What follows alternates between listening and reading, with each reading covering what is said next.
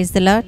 ప్రభువును రక్షకుడైన యేసుక్రీస్తు పరిశుద్ధ నామమునకు మీ అందరికీ కూడా వందనాలు, స్తుతి స్తోత్రములు. దేవాది దేవుడు మరొక్కసారి తన వాగ్దానము ద్వారా మనందరినీ ఆయన పాద సన్నిధికి చేర్చుకుని దర్శించడానికి వచ్చిన ఆ సర్వోన్నతునికి కృతజ్ఞతలు చెల్లిస్తూ ఆ వాగ్దానమును విని ఆయన చేత ఆశీర్వదించబడదాము. కీర్తనల గ్రంథము 27వ అధ్యాయము 10వ వచనము ద్వారా దేవుడు ఈరోజు మనతో మాట్లాడుతున్నాడండి. ఆ వాక్యము, నా తల్లిదండ్రులు నన్ను విడిచినను యెహోవా నన్ను చేరదీయను అని దేవుడు సెలవిస్తున్నాడు. ఈ మాట దావీదు రాసిన కీర్తనలో ఉంటుందండి. దావీదు దేవుని దగ్గర మాట్లాడుతూ ఆయన అంటాడు, నా తల్లిదండ్రులు నన్ను విడిచినను యెహోవా నన్ను చేరదీయును అని చక్కటి మాటతో ఈరోజు దేవుడు దర్శించడానికి వచ్చారు కదా. కొంతమంది తల్లిదండ్రుల విలువ తెలియకుండా పిల్లలు ఉంటారు. కొంతమంది తల్లిదండ్రులకు కూడా పిల్లల విలువ తెలియకుండా ఇహలోకపరంగా జీవిస్తూ ఉంటారు. కొంతమంది అన్నీ ఉన్నా కూడా వాళ్ళ ఆదరణ కరువైపోయిన స్థితిలో, లేక ఇహలోకపరంగా తల్లిదండ్రులు కొట్టివేయబడినప్పుడు దేవుడు చేరదీయడానికి తోడున్నాడని దావీదు ఈ మాట ద్వారా మనకు తెలియజేస్తా అంటున్నాడు. నా తల్లిదండ్రులు నన్ను విడిచినను అని, తర్వాత యెహోవా నన్ను చేరదీయను అంటే, నీ తల్లిదండ్రులు అంటే ఎవరండి? మన పుట్టుకకు కారణమైన వాళ్ళు.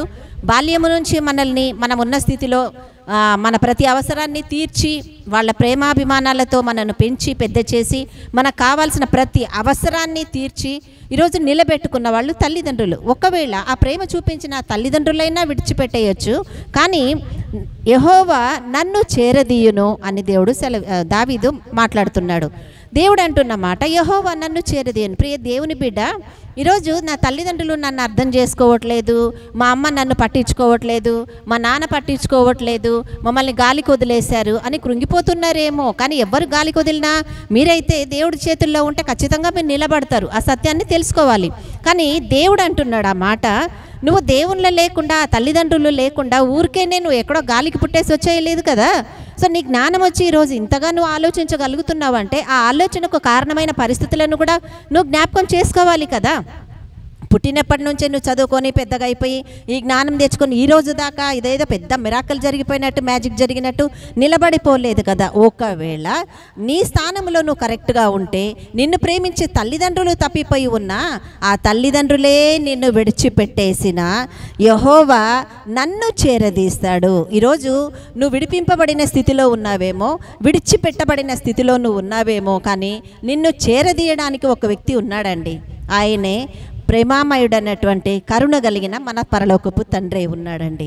ఆయన సెలవిస్తున్న మాట దావీదు ద్వారా ఆయన సెలవిస్తూ, నా తల్లిదండ్రులే నన్ను విడిచినను యెహోవా నన్ను చేరదీయును.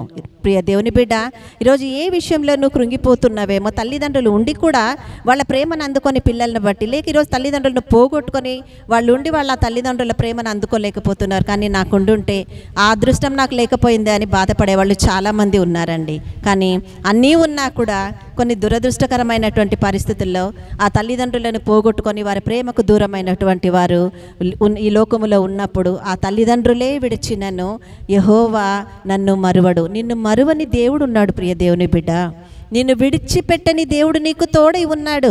నిన్ను నడిపించి తన హృదయానికి హత్తుకొని నిన్ను కౌగిలించుకొని ముద్దాడుతూ నీ ప్రతి అవసరాన్ని తీర్చి నేను నీకు తోడున్నానని చెప్పగలిగిన గొప్ప దేవుడు ఈరోజు నీకు తోడుంటే ఏ విషయంలో నువ్వు కృంగిపోగలుగుతున్నావు? నీ బలము నీ దేవుడైనప్పుడు, నీ శక్తి నీ దేవుడైనప్పుడు, నీ జ్ఞానము నిన్ను ప్రేమించిన నీ తండ్రి అయినప్పుడు నువ్వు ఏ విషయంలో సోలిపోవు? నువ్వు అంతటి విశ్వాసం నీకుందా? అంతటి నమ్మకము దేవునిలో నీకుందా? ఆ గొప్ప కార్యాలు చేయడానికి ఆ పరలోక తండ్రి ప్రేమ నీ కొరకు ఎదురు చూస్తూ ఈరోజు నీ దగ్గరకు వచ్చి నీతో మాట్లాడుతున్నాడు. నీ తల్లిదండ్రులే నిన్ను విడిచినను యెహోవా నన్ను చేరదీయను. నువ్వు అనగలుగుతున్నావా ప్రియ సహోదరి? ఈరోజు ఈ మాట వినగలుగుతున్నావా? రేపటి దినాన ఈ మాట స్వతంత్రించుకొని దేవునికి మహిమకరంగా నిలబడగలవా? నిలబడితే నీ కొరకే ఈ మాట ఈరోజు నీ దగ్గరికి దేవుడు నడిపిస్తున్నాడు. నన్ను ఎవ్వరూ చేరదీయలేదు, నన్ను విడిపించలేదు, నా కొరకు ఎవ్వరు లేరు, తల్లిదండ్రులు ఉన్నా పట్టించుకోకుండా వదిలిపెట్టారు కాదు. నీ జ్ఞానంతో నువ్వు మాట్లాడకు. వాళ్ళ జ్ఞానంతో దేవుడికి వాళ్ళు లెక్క చెప్పుకుంటే పరిస్థితి వచ్చినప్పుడు వాళ్ళు మాట్లాడుకుంటారు. కానీ నువ్వు నీ విషయంలో ఏమాత్రం కరెక్ట్గా ఉన్నావు అది దిద్దుకో. నువ్వు ముందు నీ విషయంలో, నీ జీవితం, నీ తలంపులు, నీ ఆలోచనలు, నీ జ్ఞానం అంటూ నీకున్నప్పుడు దాన్ని బట్టి నువ్వు దేవుని సన్నిధిలో యథార్థంగా నిలబడితే దానికి ప్రతిఫలం ఇచ్చే దేవుడు ఈరోజు నీతో మాట్లాడుతున్నాడు. ఈరోజు ఈ వాక్కు నీ దాకా వచ్చింది అని అంటే నిన్ను ఆదరించడానికి దేవుడు నీకు ఇచ్చి నిన్ను బలపరుస్తూ నీతో మాట్లాడుతున్నాడు. అందుకే నా తల్లిదండ్రులే నన్ను విడిచినను, నా యెహోవా నన్ను చేరదీయను. చెప్పగలుగుతున్నావా సహోదరుడా ఈ మాట? నమ్మగలుగుతున్నావా? గొప్ప దేవుడు ఈరోజు నీ దగ్గరకు వచ్చి నీతో మాట్లాడుతున్నాడు, నిన్ను బలపరుస్తున్నాడు, నిన్ను ఆదరిస్తున్నాడు. ఈరోజు నువ్వు ఎవ్వరు లేరని అనుకోవచ్చు, నేను ఒక అనాథను అని అనుకోవచ్చు. నువ్వు అనాథవు కావెన్నటికి. ఆ సర్వోన్నతుడు నీ దగ్గరకు వచ్చి నిన్ను ఆశీర్వదించడానికి నీతో మాట్లాడుతూ వస్తున్నా. ఈ మాట నువ్వు తీసుకోగలవా? స్వతంత్రించుకోగలవా నీ జీవితానికి? ఎందుకంటే నువ్వు స్వతంత్రించుకున్నప్పుడు మాత్రమే ఆయన నిన్ను మరువని తండ్రి అయి నీకు తోడున్నాడని నువ్వు గ్రహించగలిగితే రేపు ఆయన రాజ్యంలో ఆ పరలోక తండ్రితో పాటు నువ్వు ఉండబోతున్నావు. ఇటు నిరీక్షణ దేవుడు మనకందరికీ అనుగ్రహించి ఆయన కృపలో వర్ధిల్ల చేయునుగాక. ఆమేన్, ఆమేన్, ఆమేన్. హల్లెలూయా.